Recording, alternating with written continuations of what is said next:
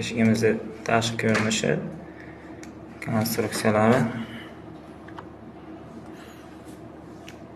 Bu holatda mana sorkalari. Detallarni olib tashlab ko'rsatamiz.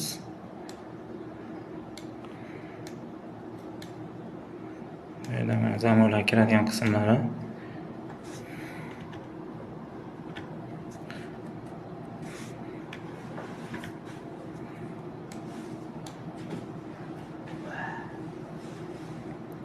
Hop, bu yerda